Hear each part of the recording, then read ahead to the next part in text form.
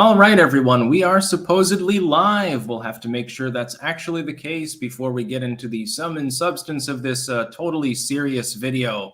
I'll be doing some stories actually from my past that I thought were funny. And this was spurred on, this was inspired by our choice of probable dinner tomorrow, which is meatball subs. I've never made them before, although Liz makes really good meatballs and I make a really, really good tomato sauce. So put two and two together. You can't really go wrong. And it inspired me because I thought of a story from when I was about 10 years old regarding a meatball sub that I had in Zbaro's. I have no clue if that's actually how it's said. Over in Lebanon, New Hampshire. Actually, no, it was over in the Brattleboro area. Sorry. And I thought it was funny and that people might enjoy it. Some new pet peeves that I have. The Cracker Jack Dennis story. The story of my feast one time at the Keen Buffet when I was about 15, and several other things as well. So there's going to be a lot of humor here. It's not meant to be quite as serious as normal, but let me make sure that I'm actually live on Rumble first before I do this, because sometimes it works, sometimes it doesn't.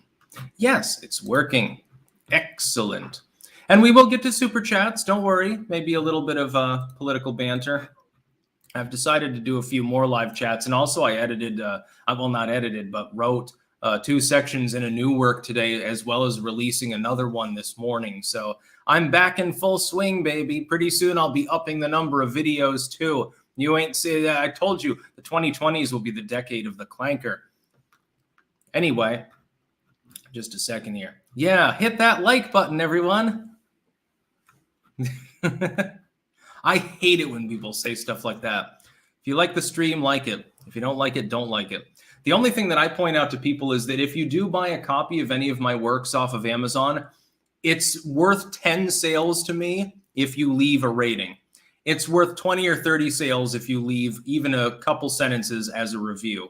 And of course, I get fake reviews from people who just don't like me for socio-political reasons. So it helps counterbalance things.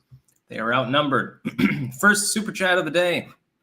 We'll get to this first just because you're the first.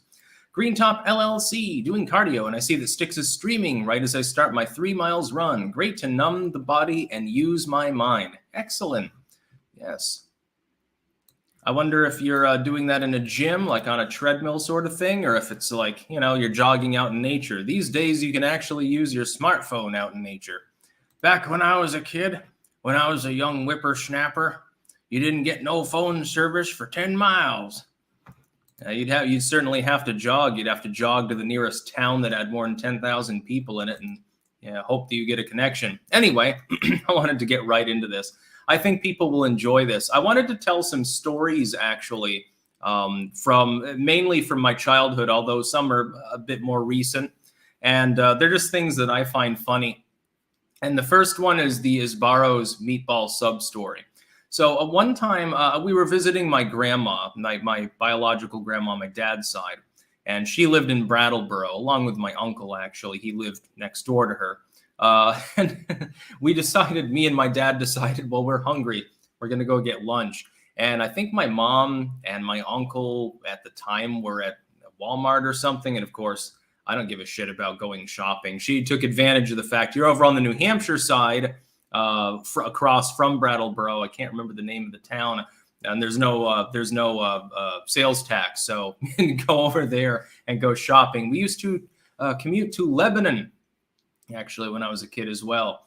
Many, many long drives, including those in the snow. And one time my mom lost control of the car and went into a snowbank. Thankfully, nothing was harmed or damaged. You should have seen her. She put her arm out like this to keep me from, going forward. And I'm like, come on. I was like 12 at the time. I'm old enough, so I think that I can deal with a 5-mile-per-hour collision. But the meatball sub story that spurred on the entire idea of doing this whole stream, again, because tomorrow I'll be making meatball subs, and hopefully they're going to be delicious. One time, we were getting lunch, me and my dad. And I ordered a meatball sub because I like those. No cheese, by the way, on them. I am against cheese on meatball subs and don't understand people who are for it. Little spicy sauce is okay, but not cheese. And I was ravenous. I was like, I don't know, 10, 12 years old or something. And when you're that age, you eat like a shark. That'll take me, by the way, into the Keen buffet story later on. And I can't remember what my dad ordered, just some sandwich. Anyway, when I opened up the sub, it smelled so good and looked so good. I just started shoving it down. I was barely even chewing. And my dad had a look on his face, I remember, of pure disgust. And that was like the greatest thing ever. And he's like, Tarl, cut that out. Because I had finished probably a third of the sub. And it's a foot-long sub, so it's substantial. And they put quite a bit of meat and sauce in it. It's not like the skimpy meatball subs you get at Subway. It's better than that. There's less bread, much higher meat ratio. I had shoved down a third, maybe like 40% of the sub without hardly breathing, and was just shoveling it in. I was shoving it into my face because I was so hungry. And the look on disgust on his face was great, and we still laugh about it to this day. When we got back and to, I think, my grandmother's apartment, and my mom was there by then, I was laughing and telling her about it. Everyone else found it funny. My dad was disgusted. I don't know why. And it's not like, when you're that, there's not sauce dripping down your face or anything like that. It's just, I was friggin' terribly hungry. I couldn't stop. This has happened multiple times when I was a teenager. I don't even think I was a teen at the time. Oh man, it was good. And I've seen some people talk shit about Sbarro's or something like, oh, why do they still exist? I don't understand. They've got pretty good food. Pizza, overpriced. Meatball sub, excellent. Definitely check that out if you get a chance. So that's the first story. I don't know. I can't even relate it without, laughing my ass off. Anyway, still laughing now. The second story is one time, I haven't talked about this before. I think I mentioned the meatball sub story in passing years ago. One time when I was a kid, I think I was 4 or 5 or thereabouts. My mom, I don't know whether it was to make money on the side or what it was. She took up a gig. There was a haunted house around Halloween, and she was playing the gypsy, like the fortune teller. And so her role was at the outset of it. She'd be the first person that would be there before you went into the haunted house. It was really cool, actually. And I don't just say that because I was a little kid and everything's scary and impressive. It was pretty big. It was a really old farmhouse and barn sort of thing with a haunted hayride and the trappings.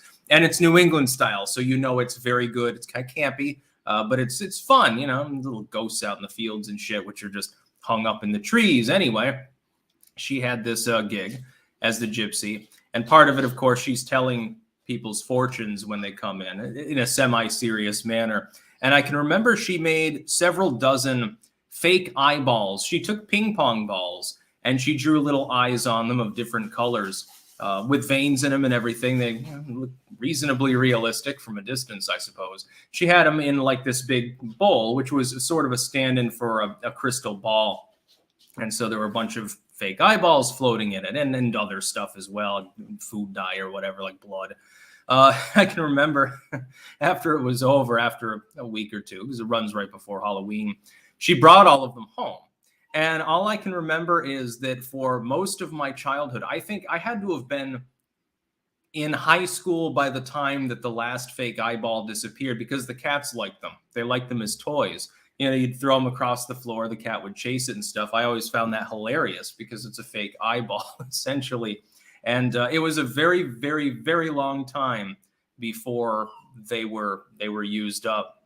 And some of them had dents in them and stuff. I think the last one was actually the green eyeball. That was the last one that survived, if I remember correctly. Out of the 2 dozen or so, brown, blue, hazel, and all other colors. And it was really fun. I thought it was great. And then I wanted to tell you about a legend. It's not really a legend, but in my own mind it is. The tubing trip that I took one time on one of the tributaries of the White River. This was when I was going to school in a place called Wilder.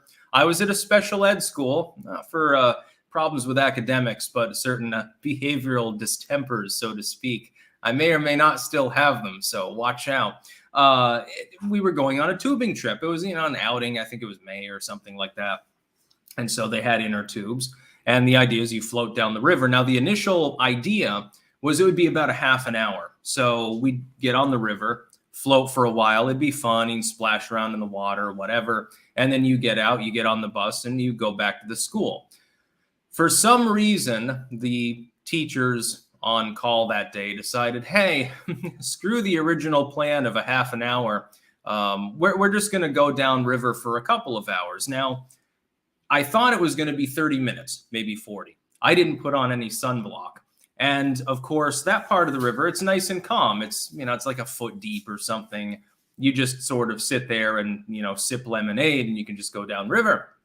But beyond that, there were a few mini waterfalls. There was one point in the river where actually I had to frantically paddle in this like 3 foot wide or so calm water between these 2 dips that were created by, I don't know, logs or something like that, where it probably would have sucked me under and could have actually been dangerous. I'm a strong swimmer, but if you get trapped underneath a log or something and you panic and you're like 10 years old, it could be a little bit of an issue. By the end of it, I was extremely sunburned. I was exhausted. It was hours that we were on there, and a lot of that was carrying the inner tube. At some points, it was so shallow, the inner tube wouldn't float. I had a miserable time. I hated it. But when I got home, the one good thing about it, the one lemons into lemonade moment, was that I started spinning ever crazier stories about the tubing trip because it had been a disaster. My parents complained to the school, by the way, because I was so sunburned. Like the skin was peeling off, like, when you turn as red as a goddamn rock cod and the skin is peeling off and you have to smear yourself with aloe vera. Like my mom's aloe plant didn't last, I think, if I remember correctly, for more than a couple of days. So they complained. But I kept saying crazy stories. So at first it's like, I'm telling them the reality of what happened. I saw some big fish there. That was kind of cool. But like, going down a 10-foot waterfall, when you're that age, you're not prepared for it. You're expecting to just float along a river is a little bit jarring. And so I started talking about how we were attacked by Indians. They were shooting arrows at us. I started talking about having to make our way past a pirate ship and Scylla and Charybdis and all of these things. And so I've considered making a novella about the experience, just taking something as simple as getting a bad sunburn and being on the river for way too long and turning it into like the Odyssey. I'm considering writing a little novella about the experience just because it was so funny. And even now I can get my mom to laugh until she's practically collapsing just by bringing up the tubing trip, because you can say anything about it. It's become one of those in group stories, one of those you're in the know sort of things, where it's sort of like the aristocrats joke or something, and you can just make it as hyperbolic as you want. But anyway, I'm never going tubing again. I like swimming. Love it, actually. Going on a rowboat. Paddle boats are even more fun because it's basically like biking, but you're on water. Those things are great. Tubing, yeah, never going to happen again. You'll never get me in an inner tube. It'd be like torture. I'd get flashed. I'd have PTSD from all the pirates that tried to abduct us. Then we've got the Cracker Jack dentist story. This involves my dad. So my dad, when he was in, I think, his early 40s, he went to a series of dentists because his teeth weren't that good. He had neglected them for a number of years. Brush your teeth, kids. Make sure to floss. Get your Aquafresh. He ended up having to get dentures. He wouldn't mind, by the way, me telling this story. Now he's in his 60s. But this was one really funny. There was this fly-by-night sort of dentist in Lebanon, New Hampshire, which we went to a lot anyway. They used to go to chiropractors, which are basically snake oil salesmen. Oh my God, my neck feels so much better for the next 10 minutes. Anyway, he was trying to get his teeth fixed, trying to get dentures. And we went to this one dentist, and the first time that we went in, it was hilarious because the bathroom had this wall of toilet paper on the side. We're talking hundreds and hundreds of rolls. It was a wall of toilet paper literally leaning forward, like threatening to crush you or something.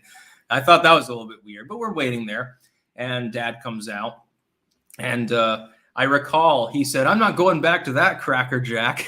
And at the time, I burst out laughing till I was crying. And then he explained what had happened. Like the doctor in there, which was probably quasi-accredited anyway. It was a fly-by-night kind of operation because we were poor. So did they have a license to practice? Maybe in another country, India or something. No offense. But they had said, well, you need, these teeth removed and you need this work and that work. they were showing him other people's x-rays, which I think isn't even necessarily legal, medical confidentiality, and showing him pictures of other people and their teeth and trying to convince him to, I guess, get these various things done. In the end, he did need a lot of teeth removed and he needed dentures. But he thought that they were Cracker Jacks. And I just thought that usage was hilarious. It was sort of like one time, I can't remember exactly what this is unrelated to the Cracker Jack story. There was one time when he got mad or frustrated or something. I can't remember exactly. I think we were outside a laundromat in Woodstock at the time.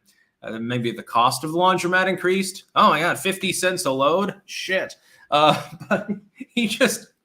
all of a sudden, he just pounded his fist against the side of the car. He's like, "Peach fuzz." And he said it in a funny voice, like, "Peach fuzz." I don't know. Sometimes his exclamations are funny. One time he fell through a screen door, actually, at the Windjammer Inn in New Hampshire at Hampton Beach. It was always where we went to for holidays when we went to the beach. And I thought that was hilarious. Sitting there, you're eating your leftover fish fry from the Red Lobster or whatever, and your dad falls through the door. He was slightly chagrined about this. So, yeah. Then we've also got the Keen Buffet story. And this is a good one. This also took place, in context. My uncle was there at the time. And we had been visiting my grandma. I think she was actually at the buffet in this instance. And I was about 14 or 15 years old. So you're at that age where you're growing very quickly. You're having growth spurts. And you can just shovel food down and basically you never gain weight. All you do is you grow in height. I was extremely skinny, just like, I tend to be on the skinny side now. It's difficult to gain weight at all. I have to try to force myself. I have to eat nothing but lard, I suppose. Here, come on, Kitty. You're kind of distracting me there being in front of the screen. My apologies. Anyway, I remember this one time we went to the buffet and I was extra hungry. When we first showed up, I only felt normal. Like I wasn't even like hungry. It's just like, oh, I could eat. I'd have a hot dog right now and be happy. At the buffet, the first plate I loaded up, I can remember this because it was legendary. First plate, heaping portion of chicken and beef, like chicken and beef. It was pretty good, by the way. The Keen Buffet, which unfortunately no longer exists, it had fresher food and a better selection than any other all-you-can-eat buffet I've been to. And I ate it all. So then I got another. I mainly got the broccoli because I preferred it over the beef texture-wise. Soaks up the flavor. It's nice and salty. Had another plate, no problem. Then I had a plate of crab's legs. I don't know how many crab's legs were on it. Then I had one that was loaded down with pineapple and dim sum. And I think I had some egg rolls in there as well, 3 or 4 of them. They were smaller, so in full admission. Then I had a 5th plate, and I had nothing but sushi. And this is like gas station sushi. I know the stereotype. Theirs was actually very good. It was actually fairly fresh. And I loaded it down. I had like 30 pieces of eel sushi. So what would that be, 5 sushi rolls worth? So I've eaten all of this, and then I decided, well, it's time for dessert. So first I had a bunch of ice cream and pudding. And of course, as a kid, if you take soft serve ice cream and pudding and you mix them together really, really well, it turns it into a really nice sugary slurry. I don't like sugary foods anymore, but at the time, you're 14, 15 years old, you don't care. I ate that down along with some of those little tiny like confectionaries or cakes that they serve in the average all-you-can-eat buffet. Then I actually got a little bit more hungry. I think I had another half a plate of the beef and broccoli, and then I had some more pudding. So I don't know how many calories I ate. I would estimate it would be 6,000 in one serving. It was 7 plates of food, and they were heaping servings of food. I would estimate 7,000 calories. So, yes, mukbang confession by Cheeseburger.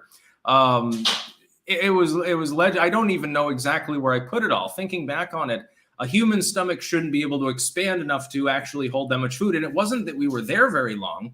Everyone else, they've had they've had 2-3 plates of food or something.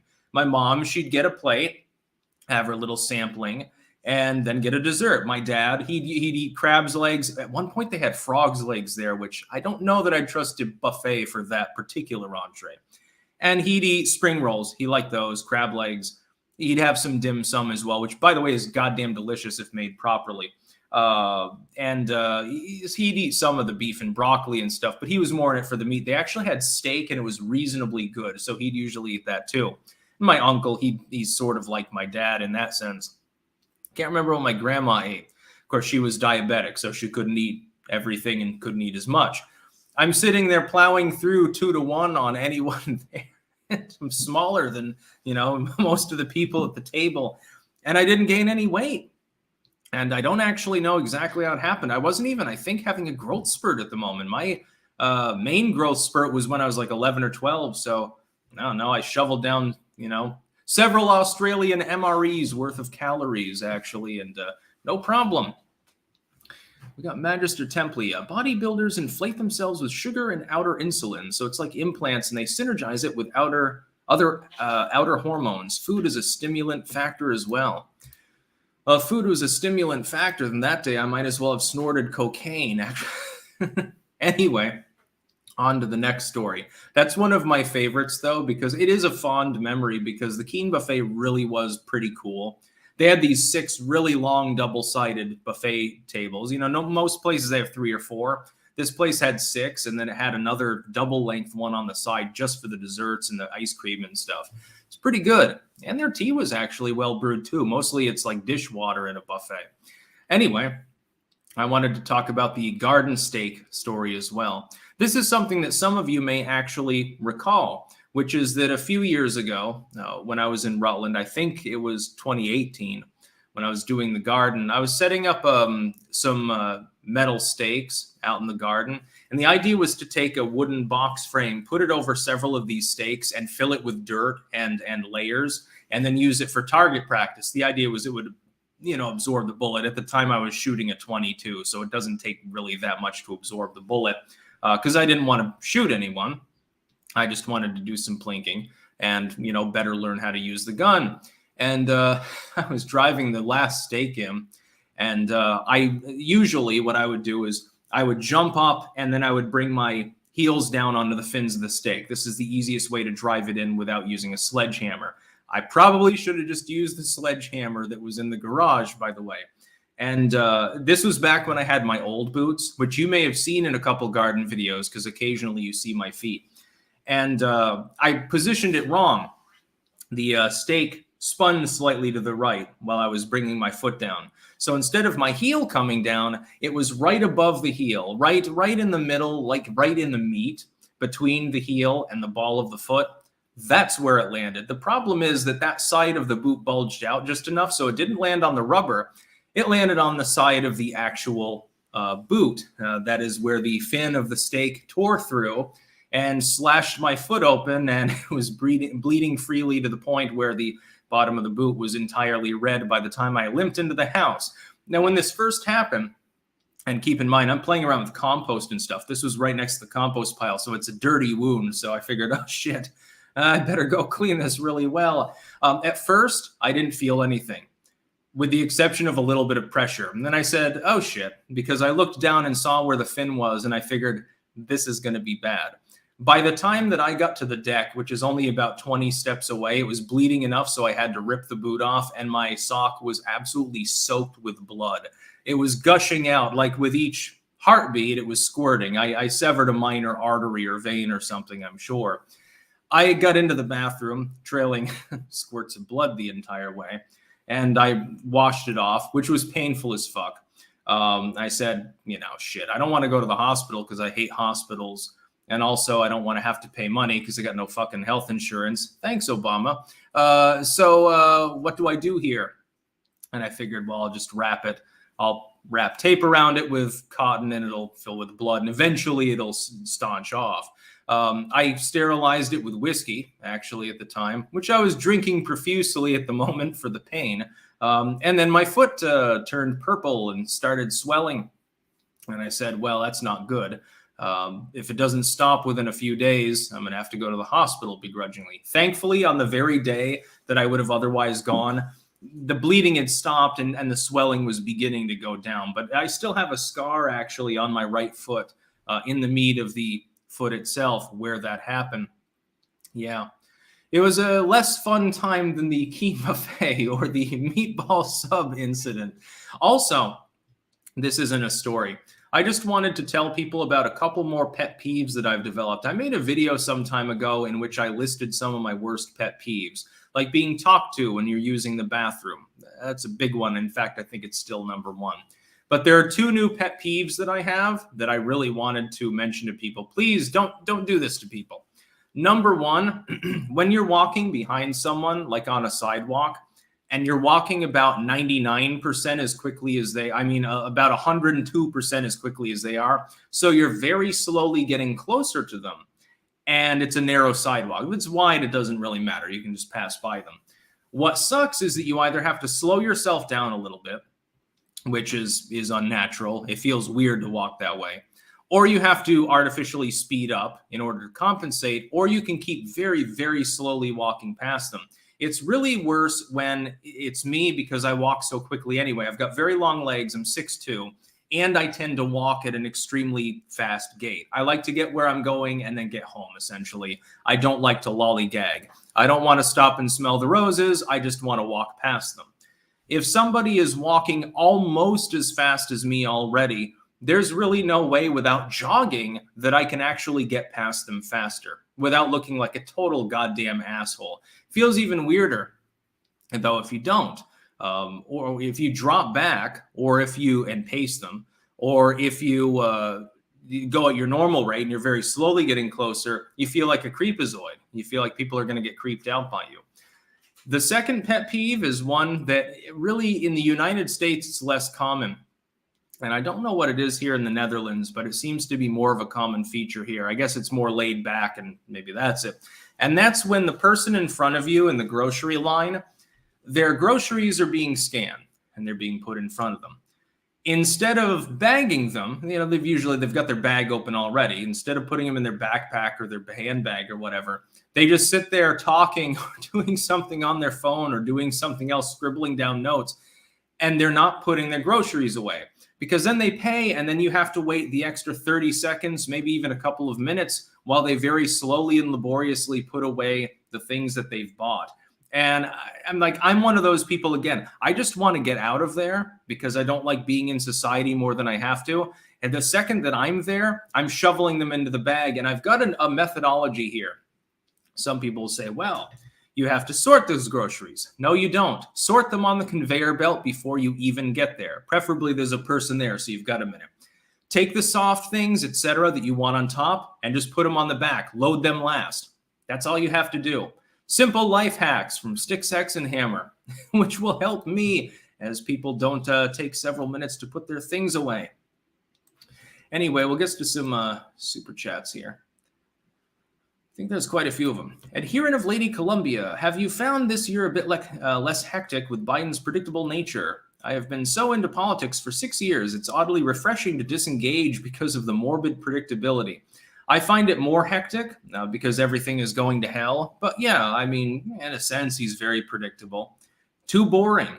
It's harder and harder for us policy wonks to actually invigorate people because here I am with my third video this week on Bidenomics failing. Well, yeah, again, you are right. It is predictable. Kenthis15. First time watching you live. Thanks for the years of wisdom, especially after Razorfist blocked me when I told him band shirts are uniforms. You kind of have a point, although I had a few band shirts in my time, so I won't be a hypocrite.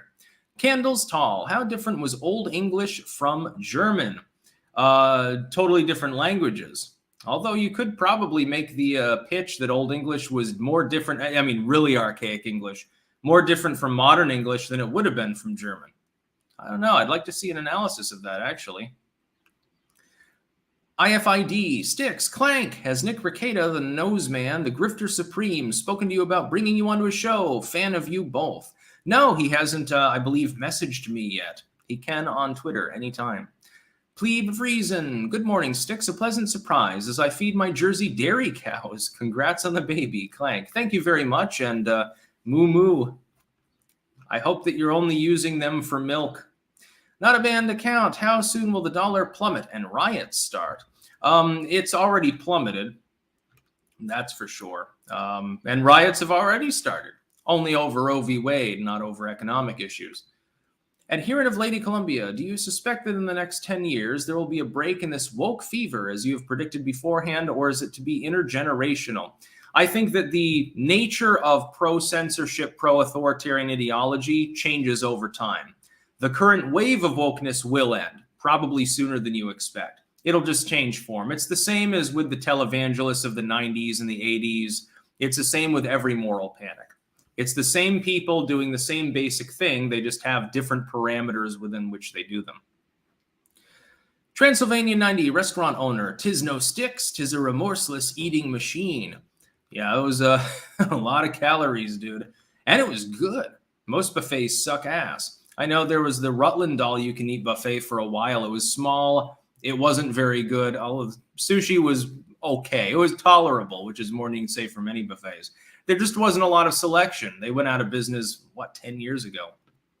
Gerald Armstrong. Is having precious metals such as silver a good investment as the stock market crumbles? Crypto is too unstable for me.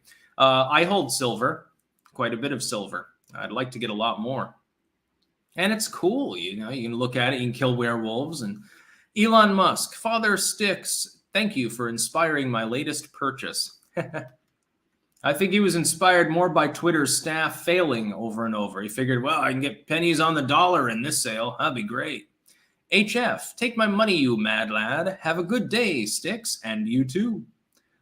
Omnar Goldmain RGLH, City of Heroes is back at thunderspygaming.net. I have absolutely no clue what that is.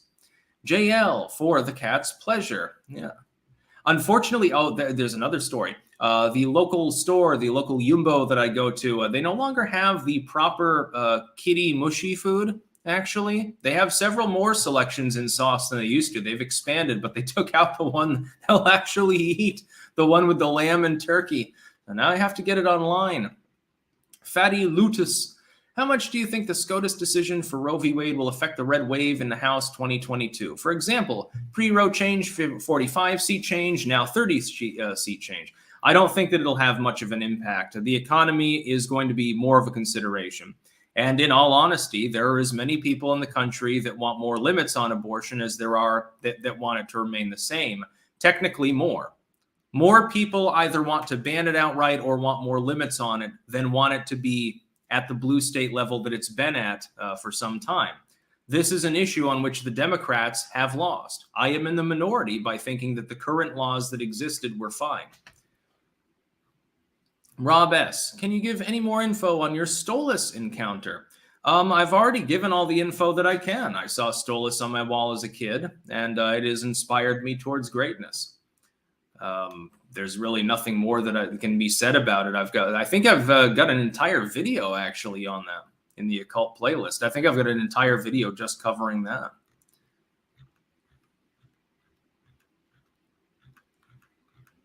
Going through this. Quirrell, another stick stream. Sigh. Unzips. Ghost of Speedy, Ethan Ralph slammed you the other day, calling himself a true alpha male and you a beta boy. Someone told him a lie that you had attacked him and he bought it easily. He said nasty things about your family. I'm not going to jump down his throat until someone actually shows me a clip of him doing that, because I'm used to a lot of gay ops being done online, so I have no clue if that claim's even true. It could be shenanigans, and if it's true, well, I can address it separately, I suppose, but I don't really get into the e-drama thing as much. But yeah, if that's true, I would have assumed probably by now somebody would have sent me a fucking video clip if it were, so I'll give him the benefit of the doubt. Vorvox, Styx is gaining weight and his head is getting more elongated. Now that's because my beard is getting longer. I haven't trimmed this part lately, so it does make it look more long. I'm going to turn into an ancient Egyptian pharaoh. It's going to be a big problem. I'm going to be building pyramids like the Kangs and shit. Let's see. Zero Fan Mab on Twitch saying, hey, Styx, please show us the saber on the wall. We love show and tell. Yeah, okay, I could do that. That'd be fun. This time I didn't drop it. That's very, very important.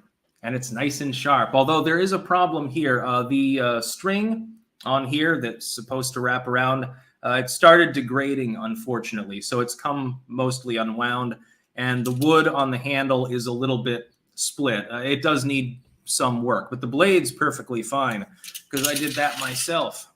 Yes, it still has a little bit of rusting on it, a little bit of staining. I do have to take care of that, but I've mostly restored it, and it is razor sharp, and it is a real one. This comes from the early 1800s, so I believe, if I remember correctly, it is French, actually. So maybe it was carried by some crazy dude who got his head cut off by one of the Russians there.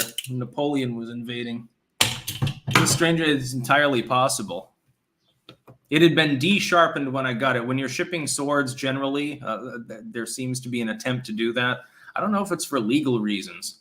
It happened with the other one, the Civil War, post-Civil War U.S. Cavalry saber, actually, that I have in Rutland as well. I'm a song. Having looked into the Anglo-Saxon and studied a bit of German, I believe AS is closer to Proto-German due to significant changes in Old High German. I know very little about the German, Old German, High German, New German thing. I don't speak much German other than things that I picked up from a certain European leader back in the 40s that he was saying and now replicated as a kid to piss other people off. Jared Holt, article inbound. Gavroche the Swift, do you think you'll post or stream on Gab TV now that Torba is going to make free video available? Yeah, if Gab is offering full-on streams like what I'm doing now, especially if there's anything regarding tipping, I would absolutely consider using Gab. Yeah, definitely. I'll look into it. I mean, it depends on the number of people that show up as well. There's a reason why I'm on Rumble right now instead of Odyssey. There is simply a larger audience. So I had to prioritize. I can only stream to 3 sites at once.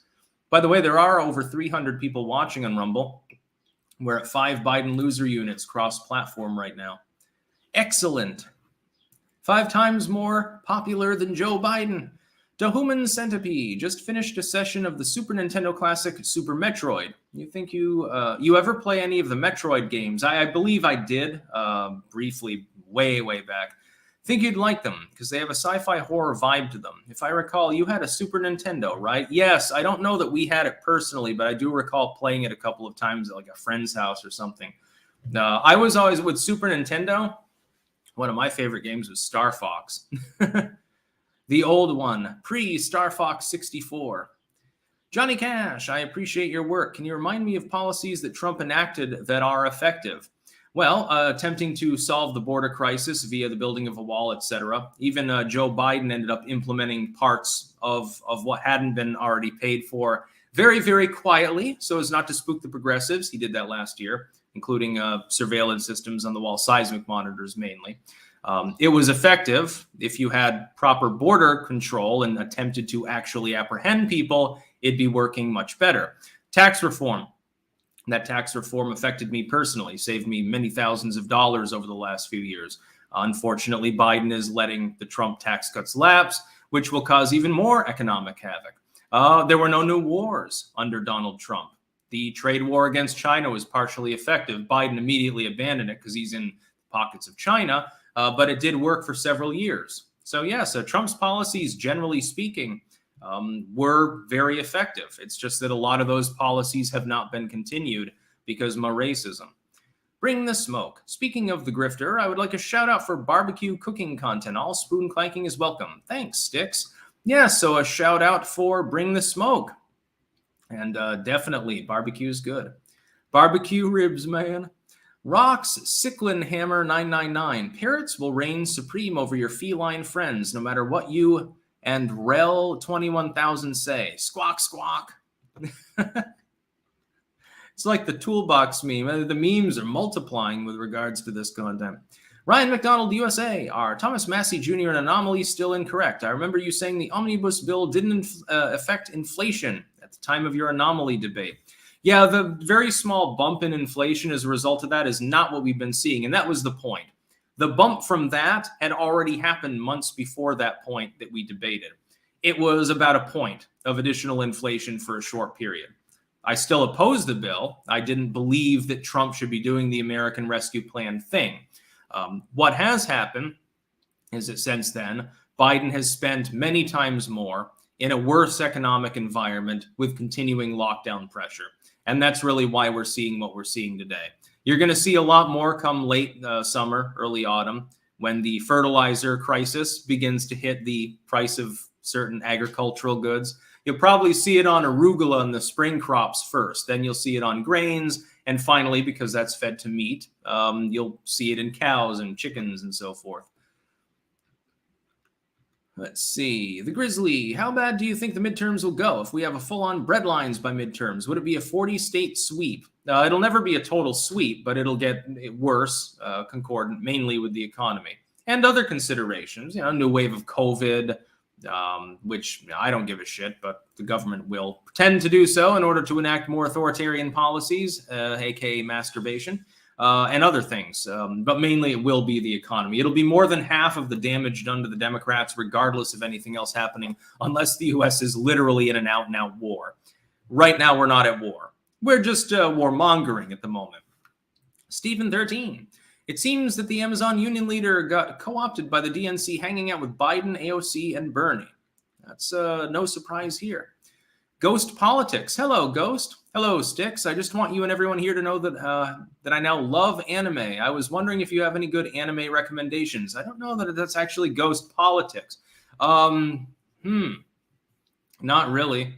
Not a huge fan. I like the Slayers as far as series went. That was a 90s anime series.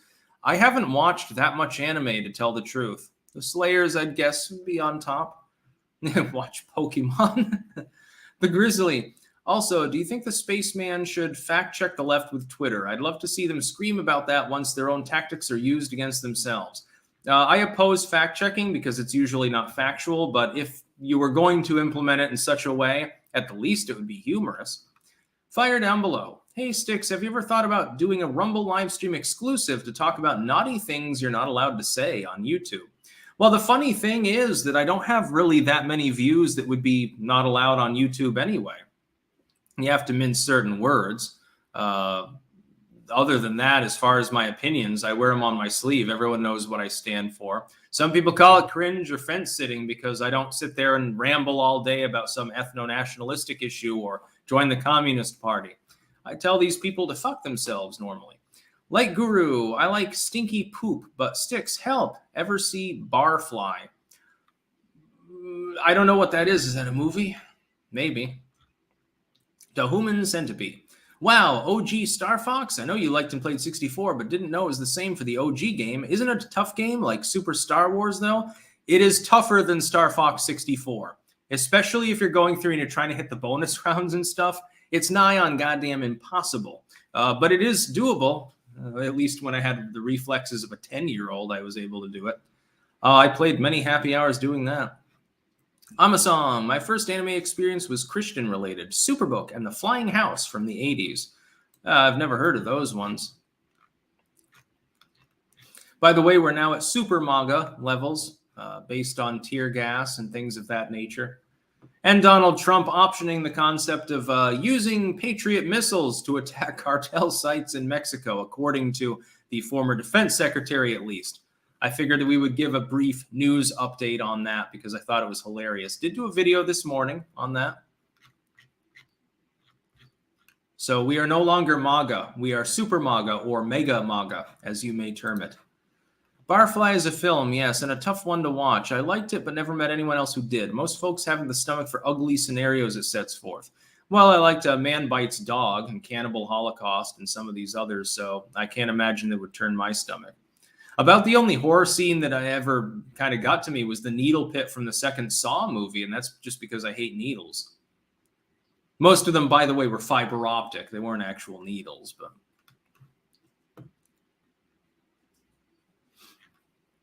Yes, by the way, Noonery Clips, I do agree with you on ending the drug war. The problem that I have with cartels has nothing to do with them doing drug stuff. I don't care if people snort cocaine, smoke marijuana, whatever. My problem is that a lot of that interplays with human trafficking, which obviously no libertarian supports. Slavery is an authoritarian edifice, actually.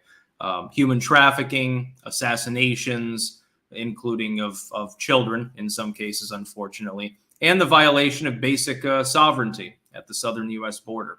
as the drugs are run. You want to make lots of drugs? Just snort it yourself, dude. The Everyday Witch. I'm feeling very good about the future. There are hard times ahead, but watching everything fall apart makes me warm and fuzzy inside. Hope baby Styx is doing well. Yes, and thank you very much. Although, yeah, the only thing falling apart is the leftoids at the moment. They're eating themselves alive for multiple reasons. Yes, we were in Super MAGA world. We've gone beyond regular MAGA at this point. I vote that it should be Mega MAGA, just because it makes sense. So now we're going to use missiles to destroy cartels. We're going to sell more tear gas, and the politicians will deploy it themselves. I see no problem with this. Anyway, I think I'm going to go off now because I told all of my Styx stories.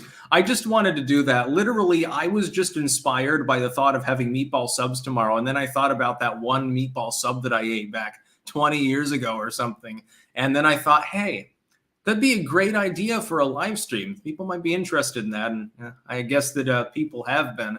So yes, talking about scarfing down meatball subs and gas station sushi and much, much more. We've got Winston Fujimori, though, here with a comment. In all seriousness, not to stir the drama pot, but what do you think about the Mr. Medicare versus Fuentes drama and the current civil war amongst the Groypers? Also, Let's Read says hi. Well, hello, Let's Read. My thought is this, and I weighed in on Twitter briefly. I gave a criticism of Fuentes, and I said that the Fuentes that I had debated back in the past didn't make jokes about people having cancer, dying of cancer, did not try to get people to DMCA rate other users simply because they're being critical. Now, in part of that context, he's referring to screen sniping. I perfectly support his right to copyright strike people and encourage his fans, because he's not on some of these platforms, to do that if someone's stealing his stream. They're stealing his intellectual copyright. DMCA applies. He's within his rights. Doing that punitively to people that are not doing that and are simply being critical, though, is very, very unhelpful. It's bizarre that a person would support the concept as a content creator who has been censored. And that's all I pointed out. As far as the Medicare versus Fuentes drama in and of itself, I'm not really involved with that. Fuentes insulted me after my initial comment and was doing like the what was it, goth Sean Hannity thing, but that's all in good fun. I've heard much worse, Nick, by the way. Have no problem with his content, but I do have a problem with the idea of issuing effectively legally actionable claims against other people simply because they are criticizing you. They're not screen sniping or something. If they're doing that, that's one thing. That's perfectly fine. And other people, including those that don't like Fuentes, have abused that system towards him. I think that it is insane, especially at this particular juncture when new tech is really starting to find its footing. Twitter may be flipping and be run by the good guys, so to speak. I think trying to burn all the bridges that you have with other content creators, in some cases like myself, those that have supported you and defended you multiple times against censorship and said, look, it's wrong, he should be able to speak the way he wants to speak. Burning those bridges is a terrible idea. But that's just from a strategic point. I mean, he can do and say exactly whatever he wants. And we've debated several times. It was always reasonably nice. It was, above board and amiable and so forth.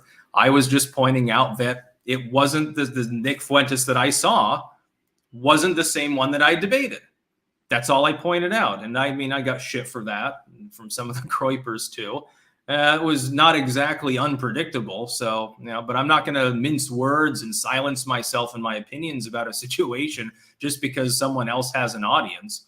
If you think that that's my MO, then my goodness, you haven't watched any of my fucking videos. BK Mac, what time is it for, Styx? It's hammer time, I think. But then again, that's all the time. 24-7. Jello Boy pointing out, meatball sub and sloppy Joe, childhood foods. No, they're definitely adult foods too. Although I do make really great sloppy Joes. And I think I'm going to improve the recipe next time I make them too. Extra yummy. Light Guru, looks 0010110 got banned. Some TikTok kid went nuts. People keep bringing that up. I'm still not 1,000% sure what it's even about. I guess getting people to do drugs or something. Well, I'd rather kids not do drugs. They should be doing kid stuff like, eating worms. They should do safe things like eating worms and climbing up, 30 feet into a tree. Just to be clear, where some adults are at mentally. Anyway, yeah, I think I'm going to go off now because I've told my stories and had quite a bit of fun. Hope you did as well. One last thing. Croakmanar says Venom Fang X lives. If Venom Fang X comes back, that'll be hilarious. I can't wait to rake him over the coals. That'd be hilarious. That's about all. Peace out.